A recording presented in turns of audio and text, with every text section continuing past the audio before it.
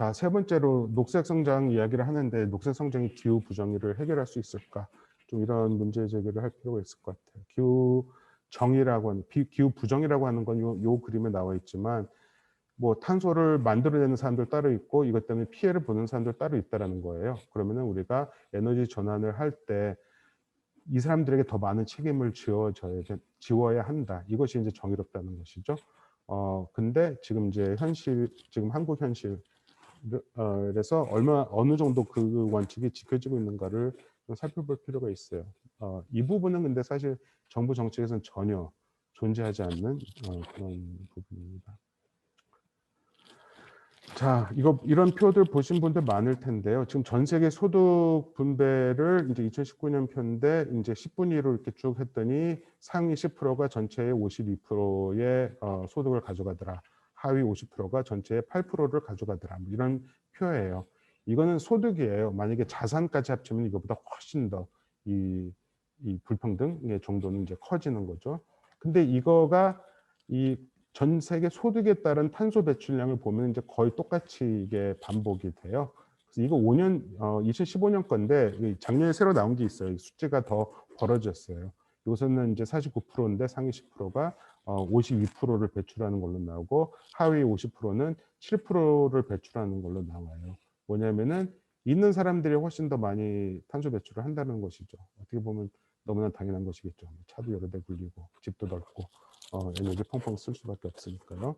이거를 좀 더 구체적인 예를 보면은 그냥 제가 어디 책에서 따온 건데요. 이제 프랑스하고 인도를 비교했어요. 프랑스 2004년이고 인도는 2011년인데 한 나라 안에서 이런 식의 에너지 불평등이 있다라는 거예요. 이제 10% 가장 가난한 사람들이 이만큼 쓰고 제일 부자는 이만큼 쓰고 한 4배 정도 차이가 나고요. 프랑스 같은 경우 인도는 좀 더 이게 간격이 커요. 근데 놀라운 거는 이거예요. 프랑스에서 하위 10%가 하루에 쓰는 에너지보다 인도의 상위 10%가 하루에 쓰는 에너지가 더 적은 거예요. 평균을 보면은 프랑스 같은 경우는 156kWh고 인도는 13. 그러니까 12배가 넘어가는 거군요. 이 kWh라고 하는 거, 1kWh는 뭐 100W짜리 전구 하나를 10시간 키는 이제 뭐 그런 양인데, 그러니까 이런 식으로 국내적으로도 이런 불평등이 있고 국가 간에도 이제 이런 불평등이 있다라고 하는 이제 그런 부분이고요. 그러다 보니까 이제 이런 상황이 이제 벌어지는 거죠. 이 북반구에서는 이미 돈이 많고 이런 데서는 돈 쌓아놨기 때문에 기후 위기가 와도 좀 대응 능력이 좀 있고요. 근데 이제 남반구 가난한 나라들에서는 기후 위기에 직접적으로 노출될 수밖에 없는. 이 지도는 이제 각 나라들의 탄소 배출량에 비례해서 세계 지도를 만든 거예요. 뭐 미국, 중국 크고 한국 같은 경우에도 지금 어마어마하게 크죠. 한국이 작년에 9위, 탄소 배출 세계 9위로 한 2계단 떨어졌어요. 어쨌든 이런 이게 이제 기후 부정이다. 이런 걸 어떻게 극복할 것인가? 이런 거는 파리 기후 협약에서부터 국제 그런 기구들에서 다 고민을 하는 거예요. 그러니까 모두가 똑같이 책임을 진다가 아니라 이 나라들이 더 많은 탄소를 역사적으로 배출해 왔기 때문에 책임을 져야 되고 이 피해를 받는 지역들, 이 사람들은 탄소 배출에 기여하지도 않은 사람들이거든요. 이 사람들에 대한 어떤 일정 정도의 책임을 져야 한다라고 하는 그런 문제의식입니다. 한국에서도 보면요, 이 지역 간의 이 격차가 엄청나요. 이게 지자체별 전력 수급 자급률을 보면요, 지금 뭐 이 발전소들이 석탄 발전소들이 많은 충남 같은 경우에는 264%예요. 자기네 쓰는 전기를 2.64배 이상 더 생산을 하고 있는 거고요. 뭐 부산이라든가 경남 뭐 이런 지역도 마찬가지죠. 발전소들이 있는 데고. 근데 서울 보세요. 2%거든요. 2%고 인천 같은 경우에도 뭐 석탄 화력 발전소도 있고 그렇지만 경기도 한 반밖에 안 되고 있고, 이런 데서 만들어지는 이제 이 발전량이 이제 수도권으로 오는 건데, 이 과정에서 뭐 송전탑을 세워야 되고 뭐 이러다가 이 갈등이 이제 계속 벌어지게 되는 거죠. 그래서 이런 건 어떻게 보면 이제 내부 식민지 상황 같은, 그러니까 몇몇 이 수도권 중심주의에서 지역 주민들이 배제되고 피해를 입는 이런 상황일 수가 있는데, 사실 에너지 전환하면서 이런 부분들 우리는 극복을 해야 돼요. 그리고 이제 뭐 일자리 문제들도 이런 데가 이제 에너지 생산을 많이 하는데를 보시면은 이제 당진, 고령 이런 데인데 여기가 이제 이 에너지 전환을 하게 되면 이제 가장 피해를 많이 보는데요. 리스크가 이제 큰 데들인데 이런 데들을 이런 데에 대해서 어떤 대책을 가지고 있는지 사실 지금 명확하게 드러나는 건 하나도 없고요. 반면에 서울에 이제 나름 이 부유한 구 지자체들에서는 리스크가 제일 낮죠. 이 얼마 전에 그 대통령의 이제 신년사가 있었는데 거기서 이 지역 균형 뉴딜 이야기를 하셨어요. 그러면서 뭐 이렇게 머리를 맞대고 현실적이고 창의적인 발전 전략을 만들 수 있도록 하겠습니다. 근데 사실 이 구체적인 내용들을 보면은 뭐 특별 교부세 등을 활용한 재정 지원, 재정 지원 이건 당연히 있어야 되는 거겠죠. 근데 규제 자유 특구를 새롭게 지정하여 혁신의 속도를 높이겠습니다.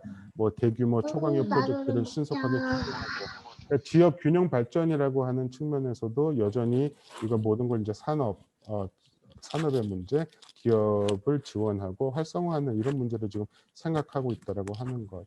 사실 지금 뭐 지자체 단위에서 그린 뉴딜 열심히 하는 데들 많아요. 되게 유의미한데 사실 지역에서 할 수 있는 것들이 아주 크지가 않아요. 왜냐하면 에너지라든가 산업에 대한 부분, 에너지 산업에서 사실 대부분의 탄소 온실가스가 나오고 있는데 그 부분을 중앙 정부가 담당을 하고 있기 때문에 그래서 이 지역 균형을 위해서 혹은 지역 간 격차를 줄이기 위해서는 이런 어떤 더 질적인 부분에 대한 고민이 필요한데 계속 이 산업만 지원하는 이런 식으로 지금 가고 있다.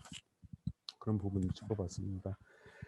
기후 부정의 또 다른 건 세대 간 이제 기후 부정이죠. 뭐 이제 나이 드신 분들은 여태까지 뭐 펑펑 떼면서 살았었고 이제 가면 되지만 이제 젊은 친구들 같은 경우에는 이제 이걸 또 안고 살아야 되는데 그 이분들은 정말 어려서부터 이제 이 에너지를 절약하고 소비를 안 하고 이런 식으로 이제 살고 있는데 이런 세대 간 기후 부정에는 또 어떻게 해결할 수 있을 것인가. 정부의 그린 뉴딜 탄소 중립 정책에서는 이런 청소년들 단지 기후 문제만이 아니라 이들의 미래 어떤 일자리 교육의 문제에 대해서 어느 정도 얼마만큼의 고민을 하고 있는가. 사실 이런 부분들까지 포함해서 뭔가 정책이 나와야 되는데 그러지 못하고 있어. 이 부분도 짚어볼 필요가 있을 것 같고요.